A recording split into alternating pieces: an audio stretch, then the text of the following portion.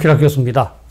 지난번 유튜브에서 저는 주한미군 철수론을 비판했는데 그 과정에서 상당수 국민들이 북한에 비해서 한국의 군사력이 강한 것으로 생각하고 있다는 것을 발견했습니다. 개인의 경우에도 누가 힘센가를 비교하는 것이 어렵듯이 국가 간 군사력의 비교는 어렵고 절대적이지 않습니다. 역사를 보면 군사력이 약하다고 평가한 국가가 승리한 예가 너무나 많았기 때문입니다. 군사력이 커도 기습에는 속수무책이기도 합니다. 주한미군 철수론자들은 세계 화력지수, 즉 글로벌 파이어파워 인덱스를 인용했습니다. 이에 의하면 한국이 미국, 러시아, 중국, 인도, 일본에 이어서 세계 6위이고 북한은 25위에 불과하다는 겁니다. 한국이 영국이나 프랑스보다 더욱 강하게 나옵니다. 이들 국가들은 현재 직접적인 위협이 없어 군대 규모가 적기 때문일 텐데요. 그렇다고 해도 핵 보유국인 프랑스와 영국보다 한국이 강하다는 것은 문제가 있습니다. 특히 북한과의 군사력 격차가 커진 것은 경제력이 차지하는 비중이 커서 그런데요. 북한은 군대가 어업 등으로 돈을 벌어 자급자족하기 때문에 국방 예산 숫자만으로 비교해서는 곤란합니다. 국방부에서 발간한 국방백서를 보면 2018년 12월 기준으로 병력이 남한은 59.9만, 북한은 128만 명으로 나옵니다. 전차 대수도 2,300대 대 4,300대, 야포도 남한 5,800대, 북한 8,600대입니다. 우리가 경제력의 바탕을 둔 무기의 질과 전쟁 지속력이 우세하다고 해서 2배나 되는 양적 열세를 무시할 수 있을까요?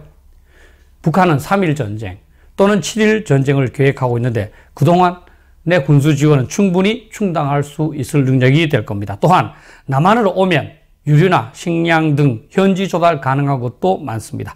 산악이 많고 숲이 우거져서 해외 공군력의 질적 우세가 차지하는 비중도 크지 않을 수 있습니다.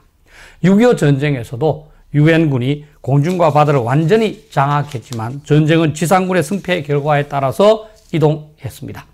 지상군의 경우 우리 육군 말단 제대의 장비가 북한군의 그것보다 크게 우수하다고 보기 어렵습니다. 더욱 문제가 되는 것은 절대 무기라고 불리는 핵무기입니다. 다른 무기로는 대적할 수 없다는 뜻입니다. 모겐소라는 유명한 국제정치학자는 핵 보유국과 비핵 보유국 간의 전쟁에서 비핵 보유국은 항복하든가 아니면 핵 공격을 받아서 초토화되든가 두 가지 선택밖에 없다고 말했습니다. 그런데 북한은 108 내지 250kg의 위력을 가진 수소폭탄급의 핵무기 20 내지 60개를 보유하고 있습니다. 히로시마에 투하된 원폭의 15배가 넘는 위력으로서 한 발만으로 일개 도시 전체를 초토화시킬 수 있습니다. 그런데 한국이 북한보다 세다는 것이 말이 됩니까? 우리가 2년 동안 북한의 비핵화에 그렇게 매달린 것도 현 정부가 북한이 아무리 조롱해도 반박하지 않는 것도 핵무기를 가진 북한이 두려워서 그런 것 아닙니까? 일부 인사들은 북한이 핵무기를 사용하지 못할 거라고 합니다. 그것을 어떻게 확신할 수 있나요? 그러다가 북한이 핵무기를 사용하면 책임질 수 있나요? 상당수는 북한이 남한에 대하여 전쟁을 수행할 능력도 없다고 합니다. 그 역시 어떻게 장담할 수 있나요? 국가안보는 장담할 수 없기에 언제나 최악의 사태를 고려하여 만반의 준비를 갖추고 모든 국가가 군대를 보유하는 겁니다. 미국은 저위력 핵무기까지 만들어 북핵 대응 계획을 세우는데 우리가 걱정하지 않는다면 뭔가 잘못된 겁니다.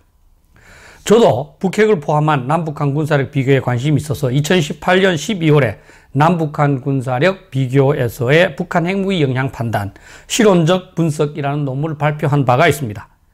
이 논문에서 저는 핵무기가 사용되지는 않고 위협만 주는, 즉 재래식 군사력의 승수 효과로 작용하는 정도로만 핵무기의 위력을 평가했었습니다. 그리고 육군, 해군, 공군의 경우 군사작전에 핵심적인 영향을 주는 주요 무기들을 고려함으로써 남한이 갖는 재래식 무기의 질적 우위도 상당히 반영하였습니다. 그럼에도 불구하고 북핵을 고려할 경우 한국이 상당히 군사적으로 열세하다는 결론을 도출했습니다. 산출 과정은 논문에 자세히 표시되어 있습니다만 여기서 결론만 제시하면 다음과 같습니다. 위 표를 설명하면 첫째, 재래식 군사력의 총력은 남한과 북한이 700대 676으로서 북한의 양과 남한의 질이 상쇄되어 남한이 3% 정도 우세할 뿐 거의 유사합니다. 다만 둘째, 2에서 보듯이 이 경우도 북한이 속전속결로 나오면 군수가 끼치는 영향이 적어서 700대 1135 정도로 북한이 60% 강해집니다. 그리고 셋째, 3. 핵 전력의 승수 효과, 즉 미국의 핵 우산과 북한의 핵 무장을 함께 고려할 경우 남북한은 840대 946으로서 북한이 1대 1.1로 110% 정도, 10% 정도 더 우세해집니다. 넷째, 4. 만약 북한이 핵 위협하에서 단기 속결전을 감행할 경우 북한이 90% 더 강한 것으로 계산되었습니다. 최악으로서 5. 다섯째, 북한이 기습 공격을 하는데 미국의 핵 우산이 제공되지 않는다면 북한은 한국에 비해 130%, 총계 230% 더 큰 전력으로 압도하는 것으로 분석되었습니다. 여기서는 핵무기가 사용되지 않은 채 위협만 가한다는 전제였지만 만약 북한이 핵 공격을 가하면 남한은 금방 초토화되어 패배할 수밖에 없고 절대무기라는 말처럼 군사력 비교가 불가능해집니다.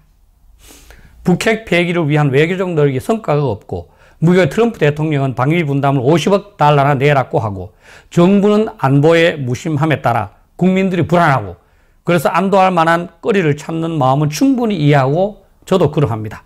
그러나 현실은 회피한다고 달라지지 않습니다. 앞에서 설명드렸듯이 북한이 핵무기를 개발함으로써 남북한의 군사력 균형은 무너졌고 그것을 보완할 수 있는 유일한 길은 자체 핵무장을 하거나 한미동맹을 강화하여 미국의 핵 우산을 확실하게 보장받는 겁니다. 북한이 핵무기를 개발하였음에도 그 전보다 한미동맹을 경시하는 것은 합리적이지 않습니다. 제발 한미동맹을 갖고 장난치지 않기를 부탁드립니다. 감사합니다.